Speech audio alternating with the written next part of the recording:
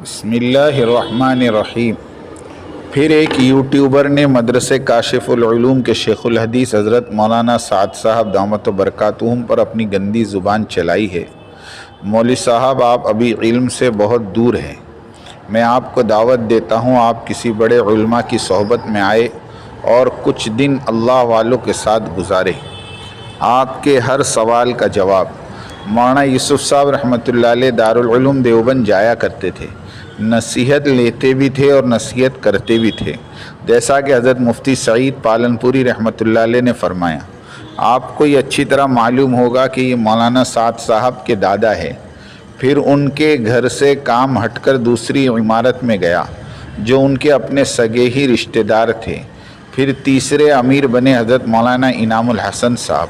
अमीर बनने के बाद दारुल उलूम देवबंद में निज़ामुद्दीन मरकज़ की तरफ से अकाबिरीन आना बंद हो गए या कम हो गए, जैसा कि मुफ्ती सईद साहब ने अपनी किताब में फ़रमाया।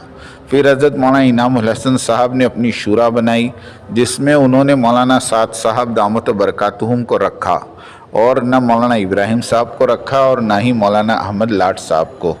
फिर ज़िम्मेदारियाँ मौलाना साद साहब पर आई। मौलाना साद साहब ही मौलाना इब्राहिम साहब और मौलाना अहमद लाट साहब को दारुल उलूम देवबंद भेजा करते थे। ये दोनों हज़रात मौलाना साद साहब के हुक्म को फॉलो करते थे।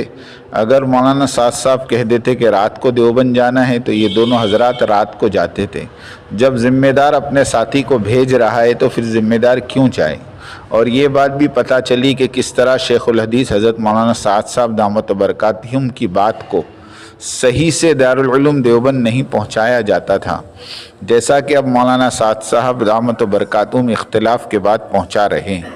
मुझे आप पर तरस भी आता है और अफसोस भी होता है कि आप किस फ़िरक़े के चक्कर में पड़ गए हैं। अल्लाह आपको सही समझ दे और इल्म से नवाजे।